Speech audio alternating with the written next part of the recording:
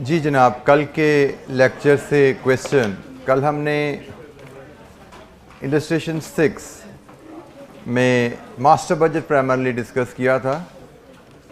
कोई सवाल functional budget और मास्टर बजट से लेके किसी एरिया में किसी कैलकुलेशन में कोई दिक्कत? अच्छा, ये एक हम मास्टर बजट का क्वेश्चन एक और देखते हैं, जिस भी इलस्ट्रेशन 7। इसमें अब थोड़ी सी हम स्किल, जो स्पेसिफिक स्किल्स हैं उसको एक्वायर करना शुरू करते हैं। इलस्ट्रेशन 7 की रिक्वायरमेंट पेज 216 पे आ रही है। Prepare following budgets for the 6 months ended 31 December X6। Cash budget, budgeted P&L and budgeted balance sheet. 6 महीने पीरियड के हमने ये डाटा अरेंज करना है। और 6 month पीरियड में जब हम कैश बजट जनरली बनाते हैं तो कैश बजट के बारे में असूल याद रखिए। It may be required to prepare for an overall period, but cash budget is usually broken down into small periods. जैसे उसने 6 month पीरियड हमें कहा, तो कैश बजट हम मंथली बनाएंगे, क्योंकि डाटा हमें शायद क्वेश्चन में आप देखेंगे मंथली गिवन है। सो कैश बजट के बारे में याद रखना है कि अगर हमें एक बिगर पीरियड का कैश बजट बनाने को कहा गया है और स्मॉलर पीरियड में ब्रोकन डाउन डाटा अवेलेबल है, तो cash budget has to be broken in smaller period unless question states कि जी no period wise breakup is required. तो इस केस में 6 month बजट है, मंथली बजट बनेगा। P&L 1 P&L for 6 month period, balance sheet at the end of the 6 month period बनेगा। पढ़िए जी जरा, data illustration 7 master budget illustration है। अच्छा जी, कैश बजट बनाते हुए जो एक बेसिक प्रिंसिपल आपने जहन में रखना होता है, कैश बजट में आपको कैश रिसीट्स, कल जैसे हमने फॉर्मेट सीखा था, डिफरेंट हेड्स में आएंगी, कैश पेमेंट्स डिफरेंट हेड में आएंगी। और जो फ़र्क आपने जहन में रखना है कि सेल्स का मतलब रिसीट नहीं होता। रिसीट्स आपकी डिपेंड करता है कि सेल्स किन टर्म्स पे हो रही हैं। आपने जनवरी में अगर कैश सेल्स की हैं, then yes, cash sales against cash immediate receipt आती है। लेकिन अगर आपने जनवरी में क्रेडिट सेल्स की हैं, तो शायद वो सेल्स तो जनवरी में की हैं, लेकिन अगर क्रेडिट सेल्स हैं, जैसे यहाँ पे उसने लिखा कि कंपनी का क्रेडिट पॉलिसी क्या है कस्टमर को बेचने की, 2 months क्रेडिट, 50% कैश में, 50% 2 month क्रेडिट पे।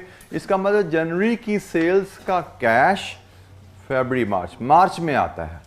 सो कैश बजट में आपको एक तो रिसीट्स पे अगर नज़र दौड़ाएं तो आपको रेवेन्यू में गर्ज ज़रूर है, लेकिन रेवेन्यू के साथ कस्टमर से रिसीट की टर्म भी जाननी है।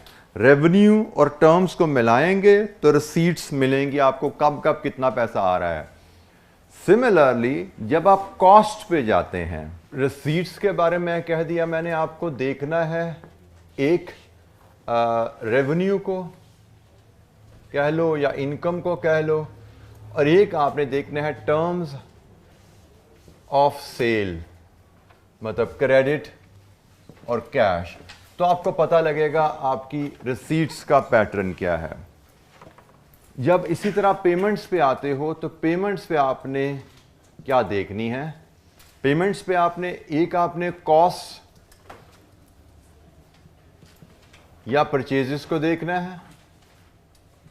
दूसरी चीज इसमें जो आपने देखनी है, that is non cash cost. हो सकता है आपको कॉस्ट की फिगर दी जाए कि जो ओवरहेड्स कंपनी के मंथली 10,000 रुपए इनकर हो रहे हैं, लेकिन 10,000 कॉस्ट का मतलब ये नहीं है कि सारे के सारी कॉस्ट के अगेंस्ट आपको पेमेंट करनी है। ओवरहेड में हो सकता है 2,000 की माहाना डेप्रिसिएशन भी हो, जिसके अगेंस्ट आपकी कैश पेमेंट नहीं होती। सो कॉस्ट, जब आपने पेमेंट्स बनानी है तो आप कॉस्ट भी देखते हो, और कॉस्ट में से फिर नॉन कैश एलिमेंट को भी देखते हो, क्योंकि वो माइनस करना होता है, उसके अगेंस्ट पेमेंट नहीं करनी होती। और तीसरी चीज यहां पे आप देखते हो terms of payment to suppliers. Supplier या जो भी क्रेडिटर्स आपके हैं, उनसे आपकी पेमेंट टर्म्स क्या हैं। फॉर एग्जाम्पल आपको कहा जा सकता है कि आपके ओवरहेड्स मंथली 10,000 हैं। आपको बताया जा सकता है कि आपके ओवरहेड्स में 1,000 रुपया महाना डेप्रिसिएशन है, और आपको कहा जा सकता है कि ओवरहेड का खर्चा आप नेक्स्ट मंथ पे करते हो। इसका मतलब अगर जनवरी की कॉस्ट 10,000 है तो जनवरी की कैश कॉस्ट तो 10,000 माइनस डेप्रिसिएशन 9,000 है, लेकिन उसके अगेंस्ट पेमेंट जनवरी में कुछ नहीं है क्योंकि आप खर्चे 1 महीने बाद पे करते हो। तो जनवरी की जो कैश कॉस्ट है वो कैश बजट में आपके फरवरी में एज पेमेंट रिफ्लेक्ट होती है। सो रिसीट्स में आपने रेवेन्यू देखना है और टर्म्स ऑफ सेल्स कस्टमर से एग्रीमेंट देखना है, फिर पता लगेगा कैश रिसीट्स कितनी है। और पेमेंट्स के लिए आपने कॉस्ट या परचेजेस को भी देखना है और कॉस्ट में से नॉन कैश कॉस्ट को माइनस करना होता है क्योंकि इनके केस हमने पेमेंट नहीं करनी होती। और फिर हमने पेमेंट की टर्म्स भी देखनी होती हैं कि हमारी जो कैश कॉस्ट हैं, जो परचेजेस हैं, उनकी पेमेंट टर्म्स के हैं, तो हम कैश बजट बना पाते हैं। सो इसके हिसाब से अगर हम अपना डेटा रिव्यू करें, 6 मंथ्स बजट बनना जी हमारा जुलाई से दिसंबर तक, जुलाई से 1 2 3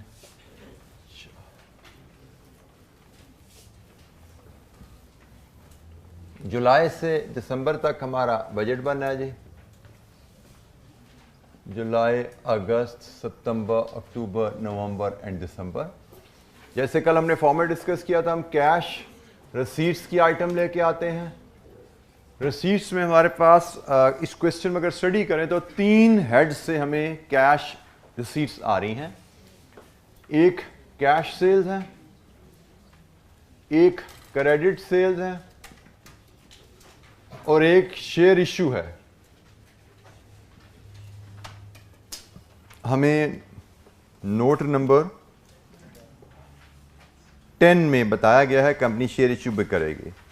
तो ये 3 हमारे पास रिसीट्स की आइटम है। हम इनका यहाँ पे एक सब टोटल ले सकते हैं, टोटल रिसीट्स। इसी अंदाज में हम कैश पेमेंट्स को भी आइडेंटिफाई करते हैं और कैश पेमेंट्स में अगर हम अपने डिफरेंट हेड्स देखें तो पेमेंट्स अगेंस्ट मटेरियल है, परचेजेस के अगेंस्ट जो आनी है। Payment against wages and salaries हैं। पेमेंट अगेंस्ट ओवरहेड्स हैं। और जी आइटम को हमारे पास फिक्स्ड एसेट्स हैं। पेमेंट अगेंस्ट फिक्स्ड एसेट्स भी कुछ खरीदे जा रहे हैं, उनकी भी पेमेंट है। और कोई हेड जी? Any other head? Dividend, note number 7 में डिविडेंड का जिक्र भी है, चलें वो भी ले लेते हैं। और जी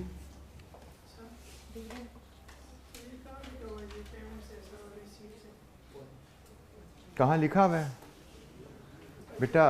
परचेजेस कर रहे हैं हम, सप्लायर से कुछ खरीद रहे हैं, ऐसे ही है, खरीदा जा रहा है ना कुछ। और साथ उसने आपको नोट नंबर 3 में बताया हुआ है कि परचेजेस की पेमेंट का पैटर्न क्या है। पहली बात, जो चीज़ आप खरीद रहे हो, जो आप कॉस्ट इनकर कर रहे हो, उसके अगेंस्ट पेमेंट तो करनी होती है। तो मैंने आपको क्या कहा, आपको क्या देखना है? कॉस्ट या परचेजेस की इंफॉर्मेशन, नॉन कैश आइटम की इंफॉर्मेशन और पेमेंट टर्म्स। तो मैं जब कॉस्ट और परचेजेस की इंफॉर्मेशन देख रहा हूँ तो मुझे ये नज़र आ रही है चीज़ें, ठीक है। जब मैंने इन चीज़ों को देखा, इन आइटम्स को देखा, तो मुझे ये वैल्यूज़ नज़र आई और इन वैल्यूज़ की अगेंस्ट मैंने इन आइटम्स के अगेंस्ट वैल्यूज़ क्या डालनी है, वो मैं इसको भी देखूंगा, इसको भी देखूंगा। वो जब हम आगे चलते जाएंगे, वैल्यूज़ निकालने जाएंगे, तो हम इसको भी देखेंगे कि भाई कॉस्ट में, ओवरहेड में कोई नॉन कैश है, उसको निकालना होगा। तो ओवरहेड की पेमेंट टर्म्स क्या हैं, वो उसने सारी गिवन है क्वेश्चन में।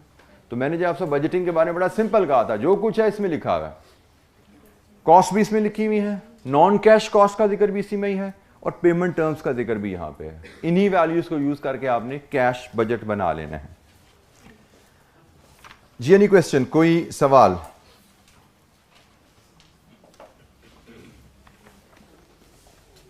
अच्छा, ये वन बाय वन हम आइटम्स पे वर्किंग शुरू करते हैं। सबसे पहले सेल्स पे, रिसीट्स पे आते हैं। रिसीट्स के बारे में उसने मुझे डाटा दिया हुआ है। मई जून की एक्चुअल सेल्स हैं, जुलाई से दिसंबर तक बजटेड सेल्स इन यूनिट्स गिवन है हमें जी, ठीक है जी। ये जो दूसरा टेबल बैलेंस शीट के नीचे जो टेबल आ रहा है उसमें मंथ वाइज सेल्स इन यूनिट्स अवेलेबल हैं। इसके साथ अगर आप नोट नंबर 1 और 2 भी पढ़ लीजिए, मई में प्राइस 6 रुपये थी और ये प्राइस अक्टूबर में 8 रुपये पर यूनिट चली गई। 50% of the sales are for cash and 50% on credit to be paid 2 month later. अच्छा जी, इस इंफॉर्मेशन के मुताबिक हमने अब इस इंफॉर्मेशन से कैश रिसीट, कैश सेल्स और क्रेडिट सेल्स बनानी है। पहले कैश सेल्स का असूल हमें पता है, जिस महीने की सेल है उसी महीने रिसीट आ जानी है, और क्रेडिट सेल्स का असूल हमने पढ़ लिया कि जिस महीने की सेल है उसके 2 महीने बाद पैसा आना है। ठीक है, तो पहले हम सेल्स की वर्किंग बनाएंगे, क्योंकि हमें सेल्स की वर्किंग यहाँ पे अवेलेबल नहीं है। हमें पास यूनिट्स हैं, प्राइस है। सबसे पहले हमें सेल्स बनानी है, फिर सेल्स को कैश और क्रेडिट में ब्रेक करना है, और फिर कैश तो जिस महीने की सेल है उसी महीने रिसीट आ जाएगी वहां पे, लेकिन क्रेडिट जिस महीने की सेल है उसके 2 महीने बाद रिसीट आनी है। अब यहां पे आपको जो तवज्जो करनी है कि आपकी जो मई की सेल है, मई की जो क्रेडिट सेल है, उनकी रिसीट कब आनी है? जुलाई में। और आपका बजट कब से बन रहा है? इसका मतलब आपको मई की सेल का डाटा भी चाहिए। तो हमारी जो वर्किंग बनेगी, हम सेल्स के लिए वर्किंग 1, कैश और क्रेडिट सेल दोनों के लिए हम वर्किंग 1 बनाते हैं। We start with working 1। हमें मई से अपनी सेल्स शुरू करनी पड़ेंगी। मई, जून, जुलाई, अगस्त, सितंबर, अक्टूबर, नवंबर एंड दिसंबर।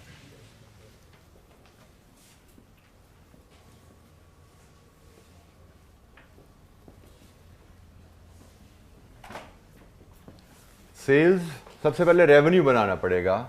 वो आएगा जी सेल्स इन यूनिट्स इनटू प्राइस रुपीस। यहां से हमें मंथली सेल्स मिल जाएंगी। इसमें से 50% कैश आप लेस करेंगे तो हमें क्रेडिट सेल्स मिल जाएंगी, और क्रेडिट सेल्स, कैश सेल्स तो जिस महीने की सेल्स हैं उसी महीने रिकवरी आ जाएगी, लेकिन क्रेडिट सेल्स की रिसीट 2 महीने बाद आती है। तो रिसीट फ्रॉम क्रेडिट सेल्स ये हमें अलहदा से दिखानी पड़ेगी 2 महीने के एरियर के साथ।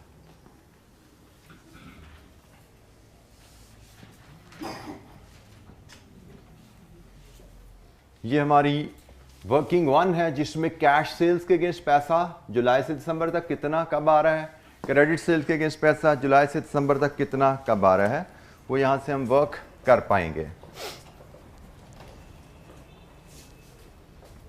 सेल्स इन यूनिट्स, मई से हमें शुरू करना है जी। मुझे यूनिट्स बताते जाइए। 4000, 4200, 4500, 4600, 4800, 5000 जी, 38, 3000। प्राइस उसने कहा मई में 6 रुपये थी और अक्टूबर में 8 होगी, तो जून, जुलाई, अगस्त, सितंबर, नवंबर, दिसंबर। बिल्कुल वही चीज़ जय मैंने आपको कहा था, जो कुछ उसने लिखा हुआ है वी जस्ट फॉलोइंग दैट। हम स्टेटमेंट्स को पढ़ते जा रहे हैं और स्टेटमेंट के हिसाब से नंबर्स को ट्रीट करते जा रहे हैं। उसने जैसे में कहा कि ये सेल्स का पैटर्न है, ये प्राइसेस का पैटर्न है, हमने उसके मुताबिक पहले रेवेन्यू इकट्ठा करना है, क्योंकि रिसीट्स के बारे में आपको क्या ने क्या बताया, रिसीट्स के लिए आपको रेवेन्यू भी चाहिए, आपको टर्म्स ऑफ रेवेन्यूज भी चाहिए। तो पहले आप रेवेन्यू पे जाते हैं, फिर आप टर्म्स ऑफ रेवेन्यू पे जाएंगे। रेवेन्यू जी, मंथली सेल्स रुपीज में कितनी है जी? 24,000, 25,200, 27,000, 27,600, 28,800, 40,000, 30400, 24,000। 50% इसमें से कैश है। नाउ टेक 50%, 12,000 जी, ये कितना बना? 12,600, 13,500, 13,800, 14400, 20,000, 15200 and 12,000। कैश टोटल सेल्स हमने ली पहले, unit sold multiplied with the price, ये हमारी टोटल सेल्स है। और टोटल सेल्स में से 50% कैश है, वो हमने आइडेंटिफाई कर ली। तो टोटल सेल्स में से जब 50% कैश सेल्स को माइनस करेंगे तो हमारे पास क्रेडिट सेल्स इक्वल अमाउंट की 12,000, 12,600, 13,500, 13,800, 14,400, 20,000, 15,200 और 12,000। ये जी हमारे पास क्रेडिट सेल्स आ गई। हमें रेवेन्यू चाहिए, टर्म्स ऑफ सेल्स चाहिए। रेवेन्यू लिया पहले और फिर टर्म्स के मुताबिक सेल्स की दो कैटेगरीज बना दी।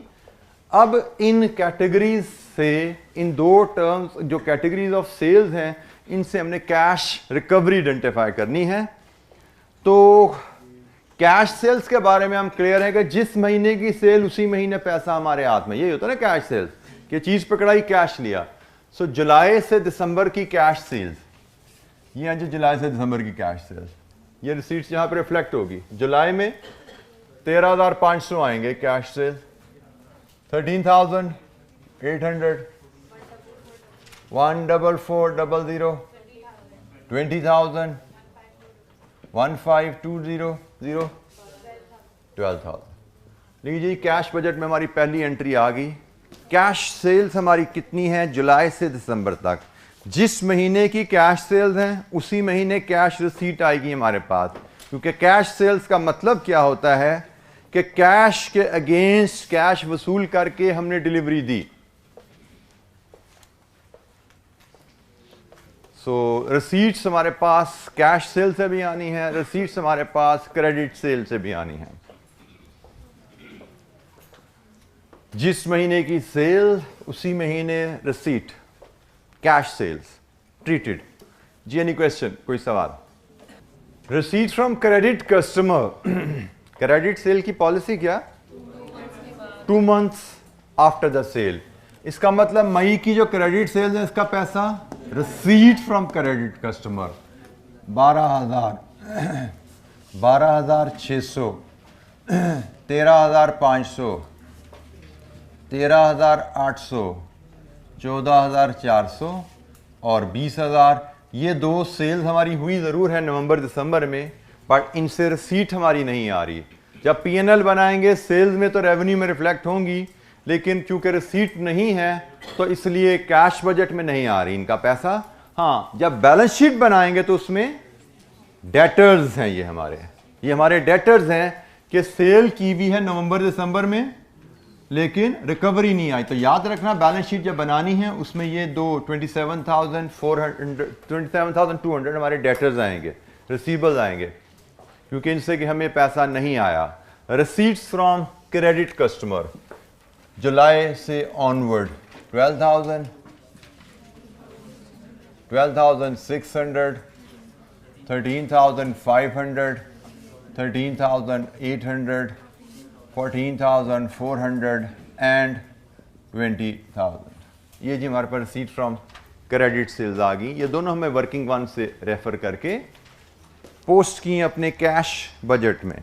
कैश बजट में जो मैंने आपको समरी वहाँ पे दे दी, जिन चीज़ों का आपको ख्याल रखना है, ये दो चीज़ों का आप रिसीट में ख्याल रखे होंगे, गालबन इन्हीं 3 चीज़ों का आप पेमेंट्स में ख्याल रख रहे होंगे, तो आपके कैश बजट में इंशाअल्लाह कोई दिक्कत नहीं होगी आपको। ये नहीं क्वेश्चन। अच्छा जी, शेयर इशू के बारे में वो क्या कहता है? नोट नंबर 10, इन सितंबर 20,000 shares of ₹1 each will be issued at par. और नोट नंबर 7 में वो कह रहा है कि receipts from the share issue, ये इसका सेंटेंस से शुरू हो रहा है, receipts from the share issue are budgeted to be received in the month of issue. मतलब जिस महीने शेयर इशू करोगे उसी महीने पैसे आएंगे। तो शेयर इशू किस महीने करना है?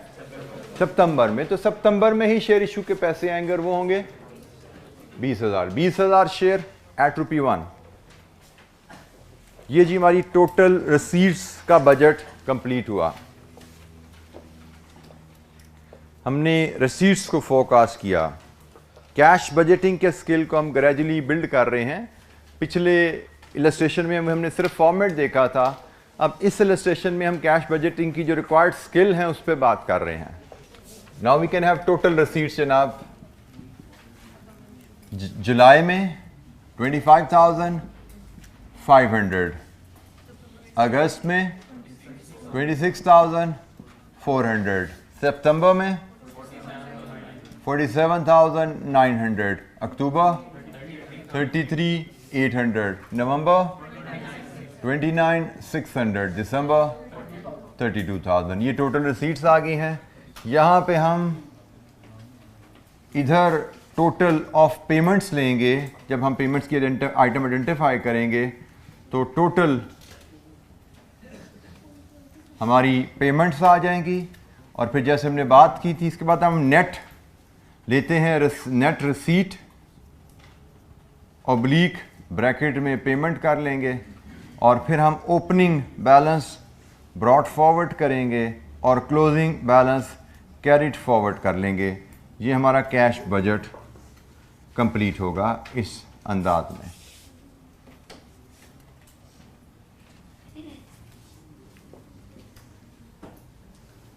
Payment to material, payment against material, purchases वाली पेमेंट होती हैं।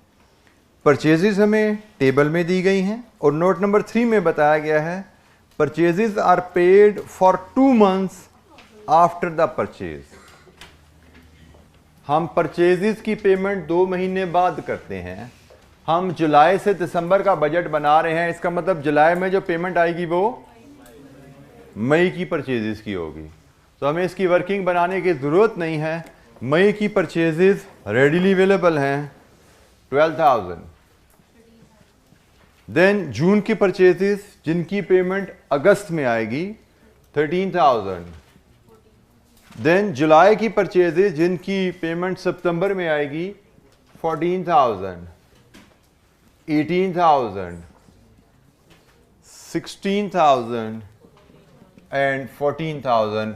और लास्ट 2 months की परचेजेस नवंबर दिसंबर की हम परचेज करेंगे ज़रूर, पीएनएल में ज़रूर जाएगी हमारी, बट पेमेंट आग जानी है जनवरी फरवरी में। वो हमारा कैश बजट का पीरियड नहीं है। हाँ, जब हम 31 दिसंबर की बैलेंस शीट बनाएंगे तो उसमें ये 2 परचेजेस के अगेंस्ट पेबल्स आउटस्टैंड करेंगे।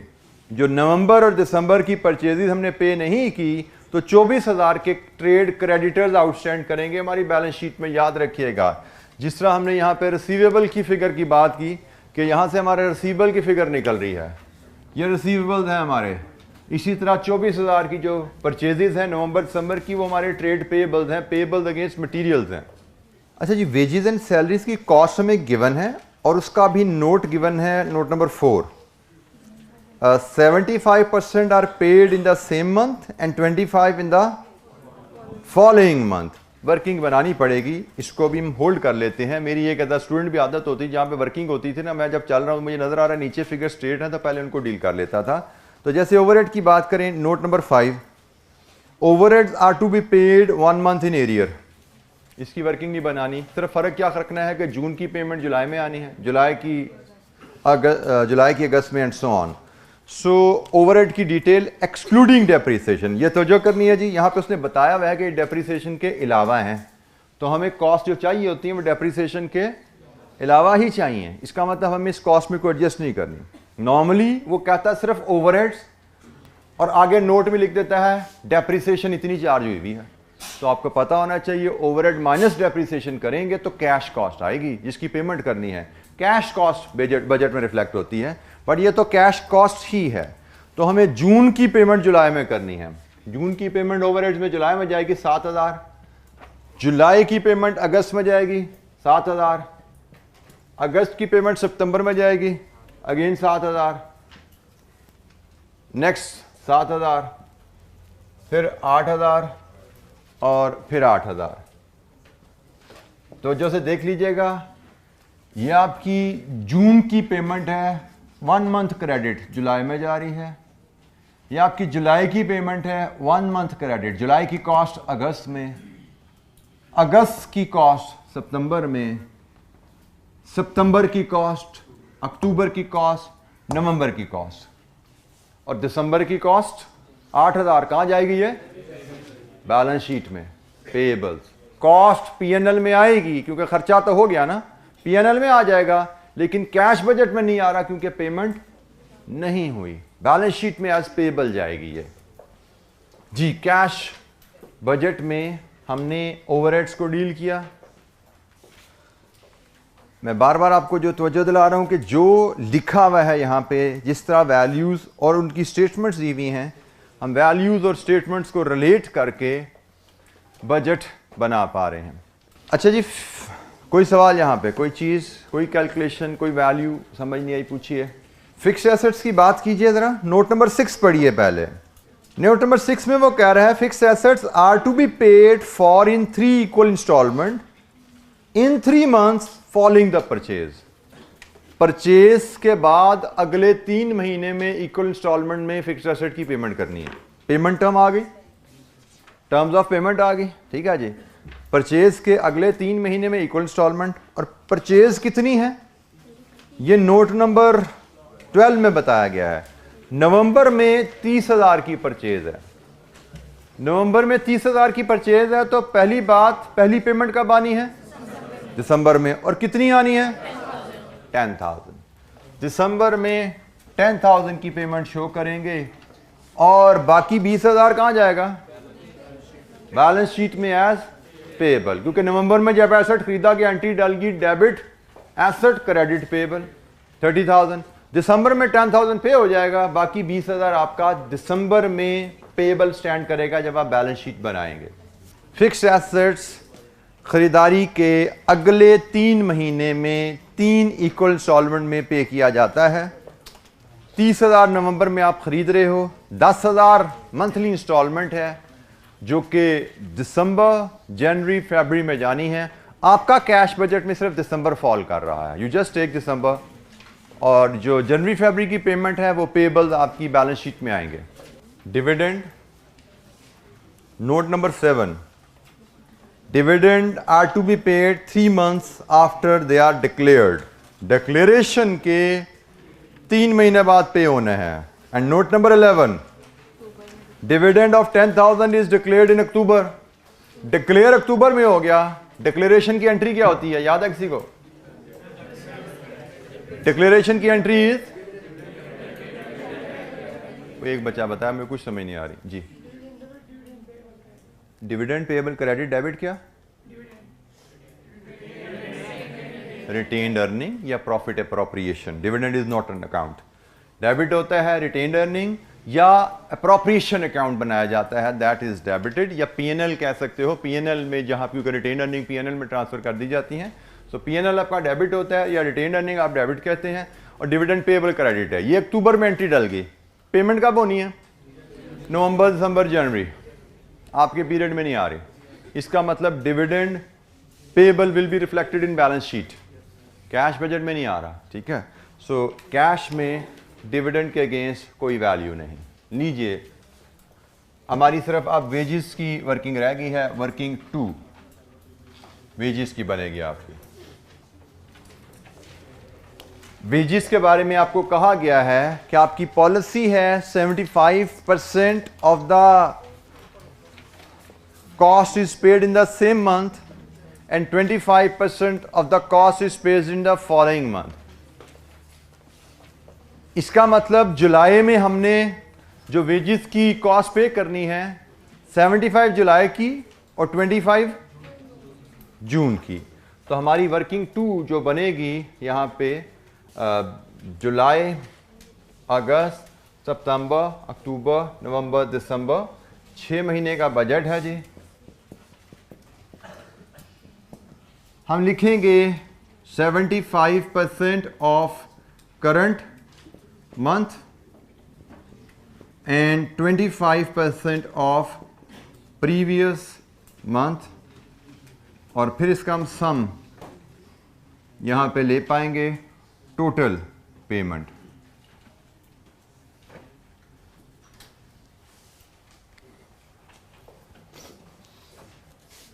$75% ऑफ द करंट मंथ। जुलाई की कॉस्ट आपके पास है जी वेजेस की। जुलाई की कॉस्ट है जी कितनी? 8,000। 75% 6,000। अगस्त की कॉस्ट 75% इज 7,500। सितंबर की कॉस्ट 7,500। अक्टूबर की कॉस्ट का 75% 7,500 9,000 9,000। अब हमें 25% ऑफ द प्रीवियस मंथ लेनी है, मतलब जून की कॉस्ट पे जाएंगे आप।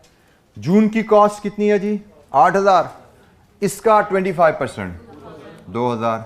जुलाई की कॉस्ट, अगस्त की कॉस्ट, सितंबर की कॉस्ट, अक्टूबर की कॉस्ट, नवंबर की कॉस्ट, दिसंबर की कॉस्ट का जो 25 बचा वो कहाँ जाएगा?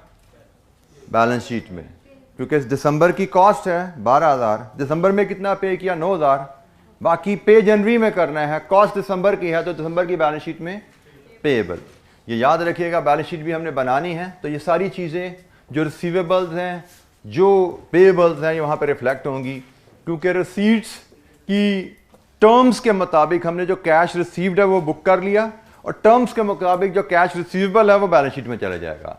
कॉस्ट और परचेजेस की टर्म्स के मुताबिक जो पेमेंट्स हैं रिकॉर्ड कर ली और जो पेबल होंगे वो बैलेंस शीट में चले जाएंगे।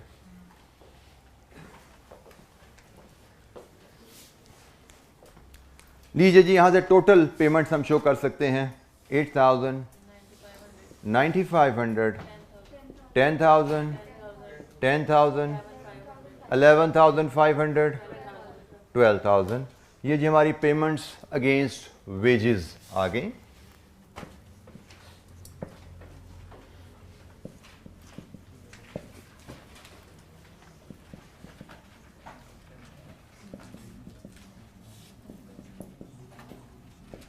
Now we can take total of the payments. जी, जुलाई की पेमेंट्स 27,000, 29,500, 31,000, 35,000, सॉरी 20। नेक्स्ट इज बेटा, ये तो 35 नजर आ रहा है मुझे। 35,000, 35,500, 44,000। टोटल रिसीट्स, टोटल पेमेंट्स हमने बजट कर लिया है। अब हमने नेट लेना है फॉर एवरी मंथ। उसमें ओपनिंग बैलेंस ऐड करते जाएंगे और रोल करते जाएंगे, पहुंच जाएंगे दिसंबर के एंड पे क्लोजिंग बैलेंस पे। जनाब, कोई चीज़ किसी वैल्यू की कैलकुलेशन पे कोई दिक्कत है तो पूछिए।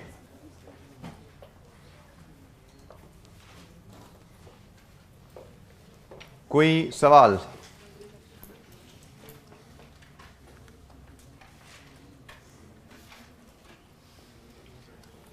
नेट कीजिए जी। मंथ 1 में रिसीट और पेमेंट, पेमेंट आ रही है शायद -1,500 जी। मंथ अगस्त में -3,100, सितंबर में 6,900 पॉजिटिव, अक्टूबर में 1,200 negative, 5,900 negative, 12,000 negative. Opening balance चाहिए, बैलेंस शीट अवेलेबल है, you go to the bank.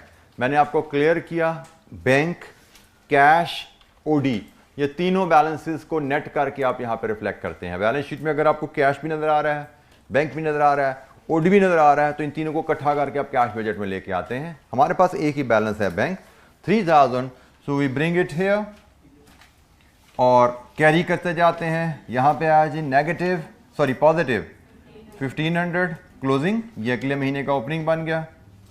इसका क्लोजिंग नेगेटिव 1,600 कैरी हो गया, आगे पॉजिटिव हो गया कितना 15,300 कैरी हो गया जी 15,300, 14,100 पॉजिटिव, 14,100 पॉजिटिव कैरी हो गया जी 8,200 स्टिल पॉजिटिव, 8,200 कैरी हुआ, closing is 3,800।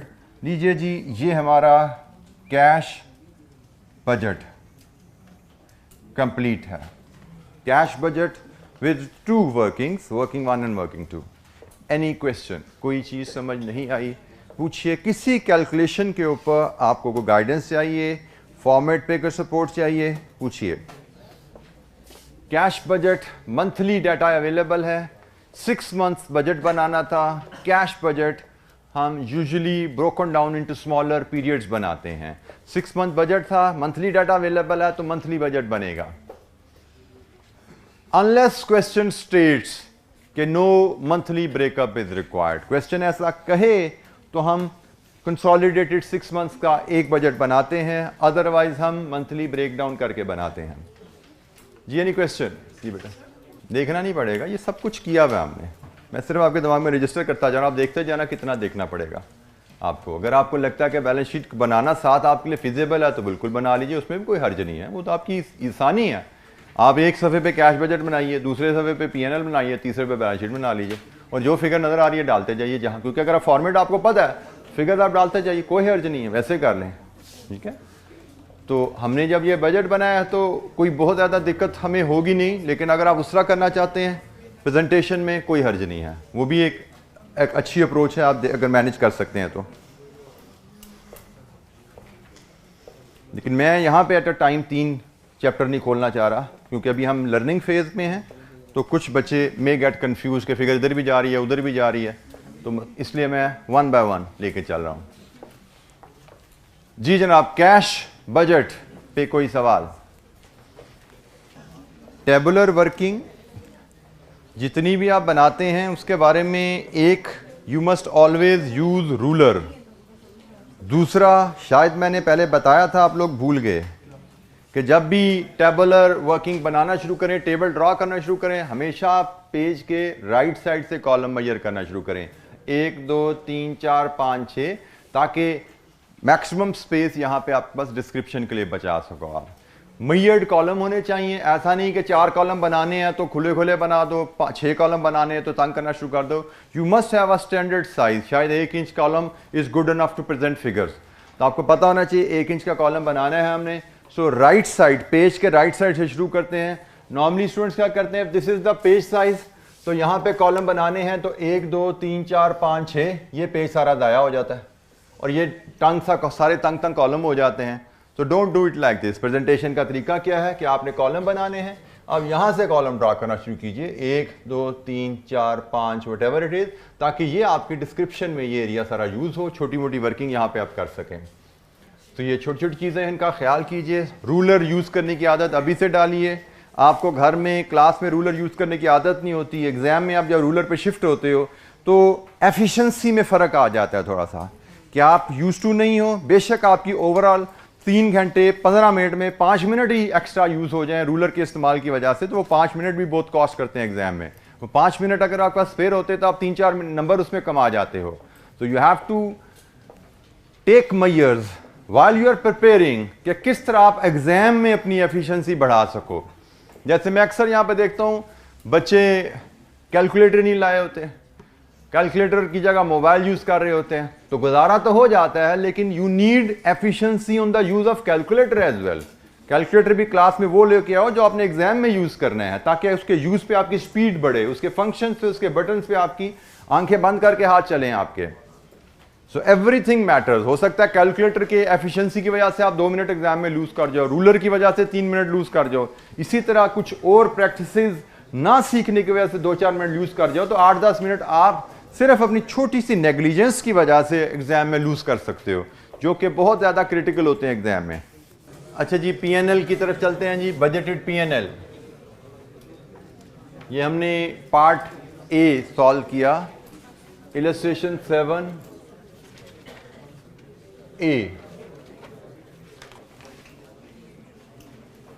rather it is termed as 1, 7-1, 7-2.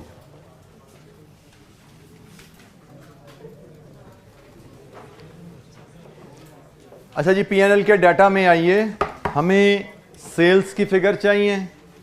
PNL होता है जी sales minus cost of sales, या सेल्स माइनस कॉस्ट प्रॉफिट आ जाता है। अब यहां पे वैसे तो फॉर्मेट है sales minus cost of sales gross profit minus non production cost या administrative and selling cost net profit.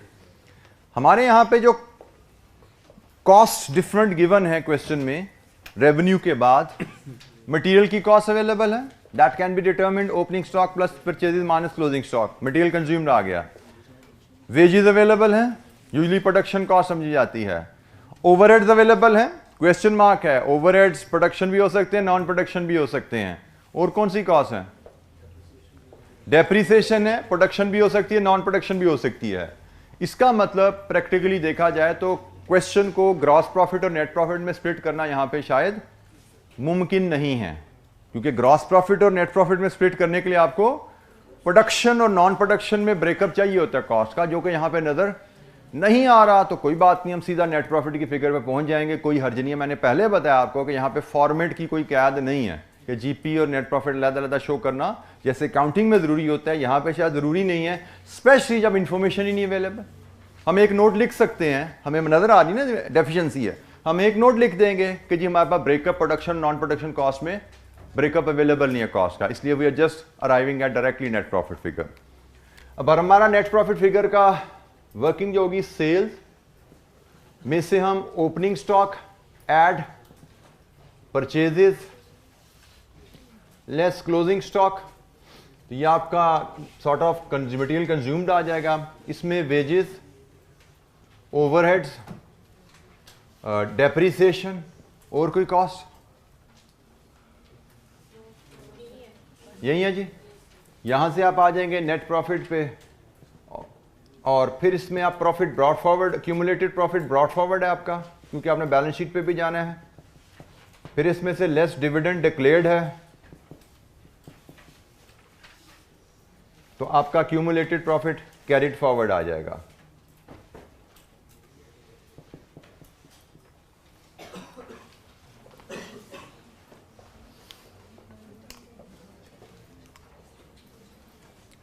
This is the P&L format, standard P&L format. अब इसमें हम वैल्यूज फीड करना शुरू करते हैं।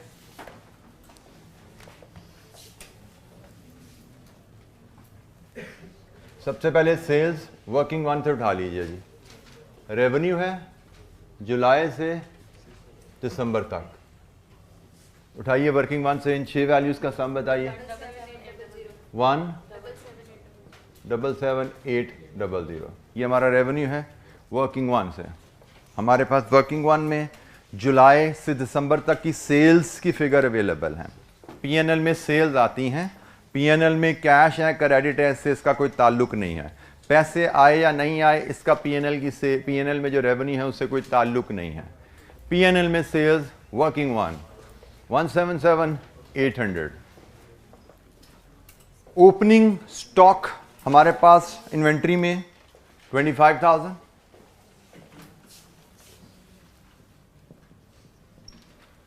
परचेजेस का डाटा आपका क्वेश्चन में अवेलेबल है। जुलाई से दिसंबर तक की परचेजेस का टोटल, जुलाई से दिसंबर तक की परचेजेस फिगर पे चले जाइए, कॉलम देख लीजिए, क्योंकि हम जुलाई से दिसंबर 6 मंथ P&L बन रहा है, हमें जुलाई से दिसंबर की परचेजेस चाहिए। कितनी जी? 86,000। इसमें से हमने दिसंबर का क्लोजिंग स्टॉक लेस करना है। What is the policy of closing stock? किस नोट में? नोट नंबर 9 में। नोट नंबर 9 में कहता है जी opening stock at the beginning of the period was equal to 2 months purchases, at 31 December it will be equal to 3 month purchases.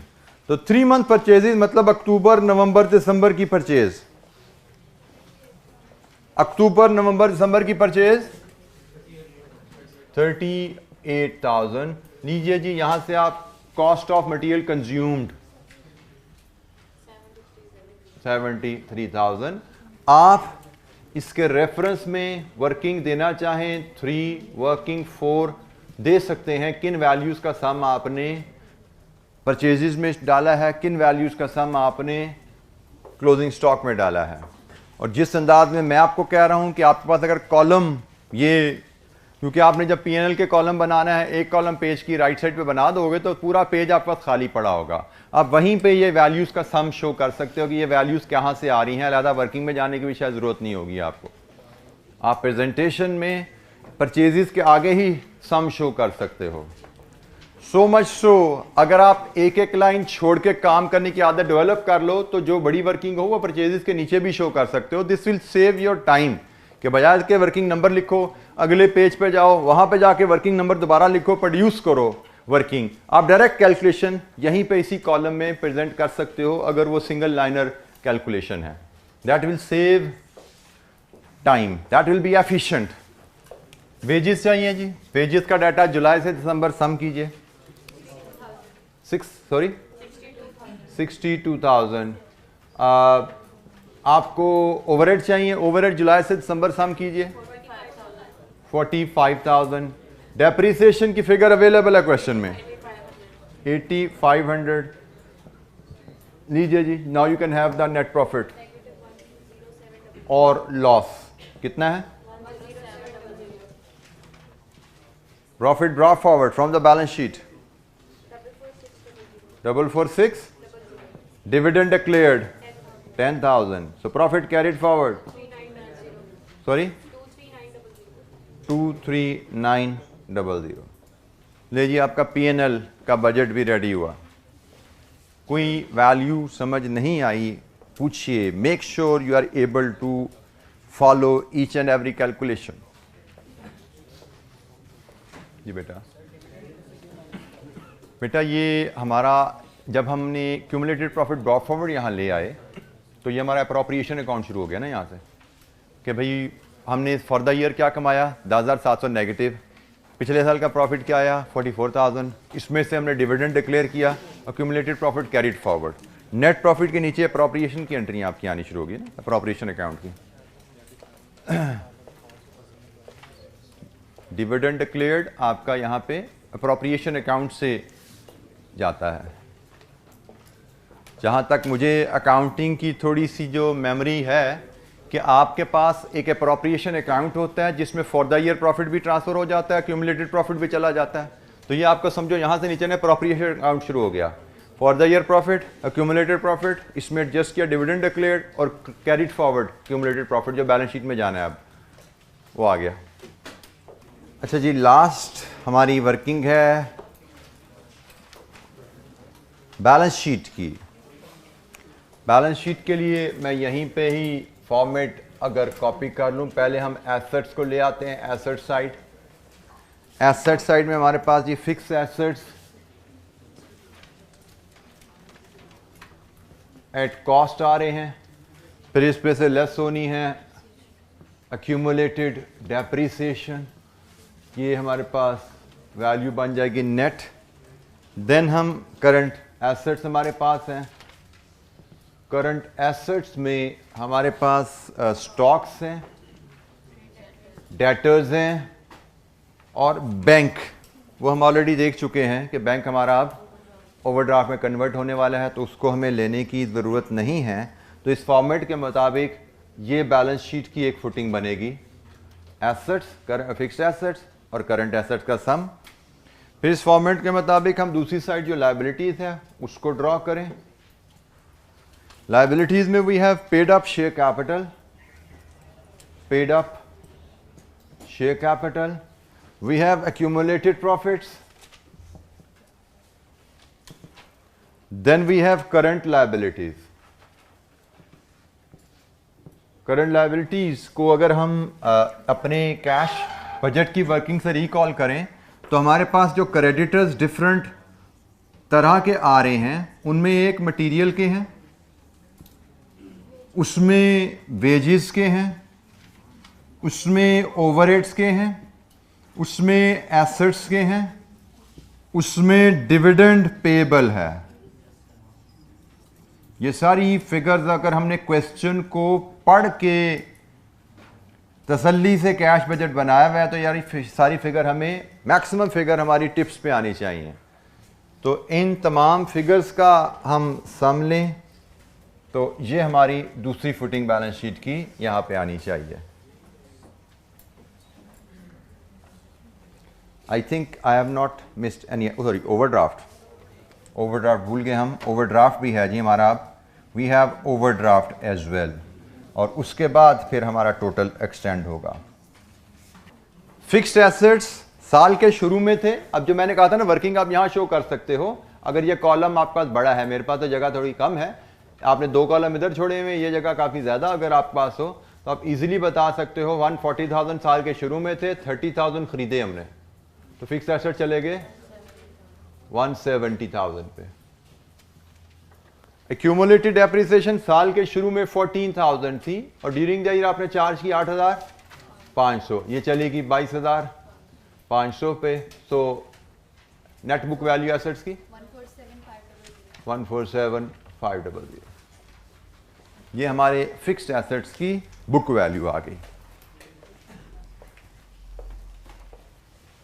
Opening balance sheet में हमने देखे हमारे पास एसेट्स कितने थे और जब बजट जिस साल का बना रहे हैं उस साल में हम कितने एसेट्स परचेज कर रहे हैं।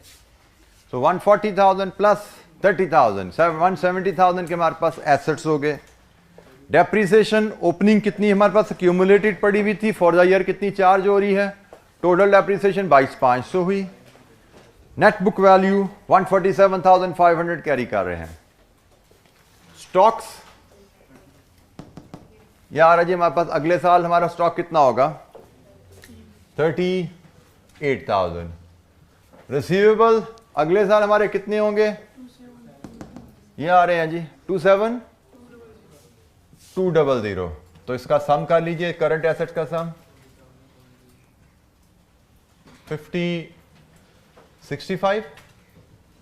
65,200 और बैलेंस शीट का total sum 212,700।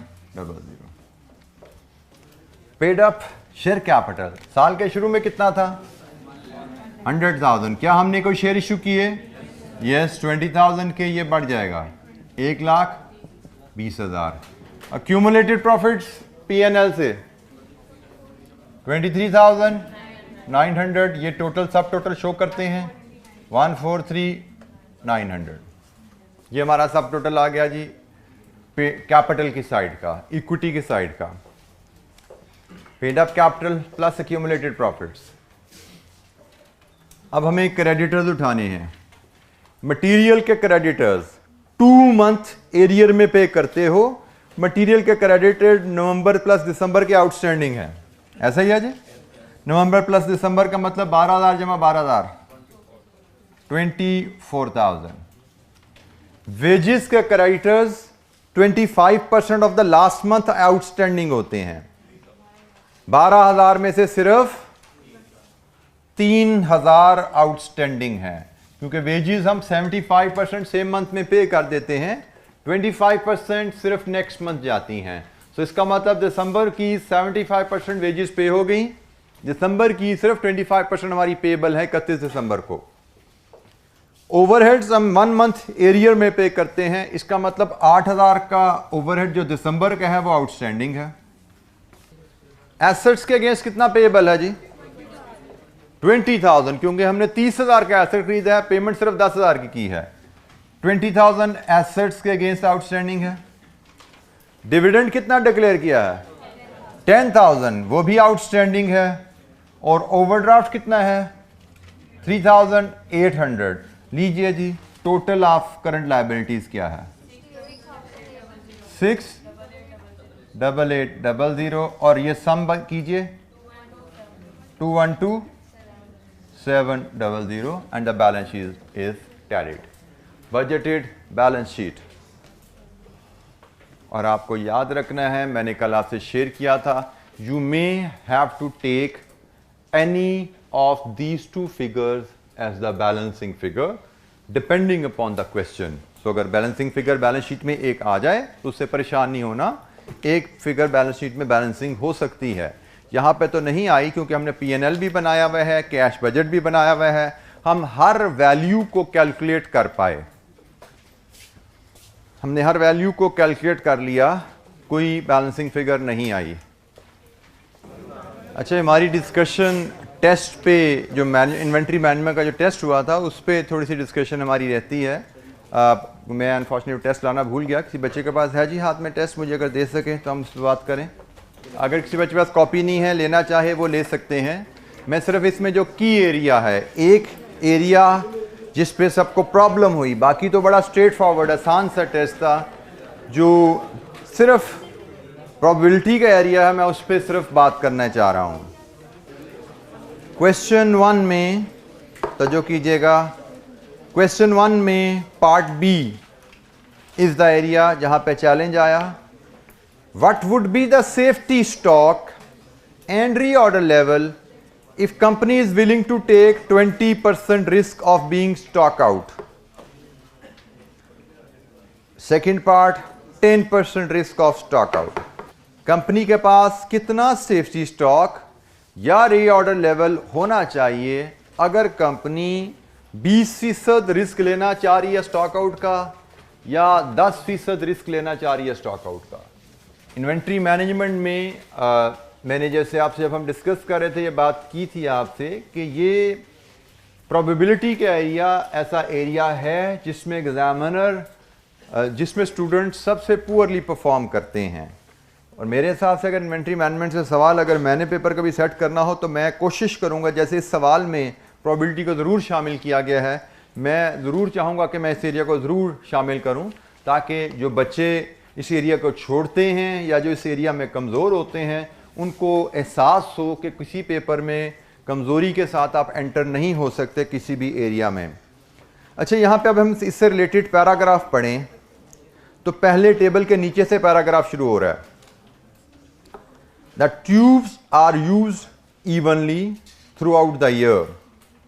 The lead time for an order is normally 11 days. This is the key word. The lead time for an order is normally 11 days. मतलब नॉर्मली 11 दिनों में हमें माल डिलीवर हो जाता है, but it can take as much as 15 days, 15 दिन तक भी टाइम लग सकता है। Delivery time and the probabilities of their occurrence are given below. 11 दिन में डिलीवरी आने की प्रोबेबिलिटी 12, 13, 14, 15 हमें हर दिन की प्रोबेबिलिटी दे दी गई है। अब अगर हम इससे ऊपर थोड़ा सा डाटा देख लें तो हमें एनुअल डिमांड 162,000 गिवन है और days in a year 360 available है, जस्ट बिलो द रिक्वायरमेंट। ये डाटा हमें क्वेश्चन में गिवन है। अब उसने हमें कहा कि नॉर्मली 11 दिन में माल आ जाता है। जब इसने वर्ड नॉर्मली लगा दिया तो इसका मतलब we will assume average lead time as 11 दिन। हम जब उसने नॉर्मली का वर्ड यूज कर दिया ना, तो हम इस नॉर्मली 11 डेज को हम एवरेज लीड टाइम लेंगे इस केस में। यह आपने जहन में रखना है, average lead time is 11 days.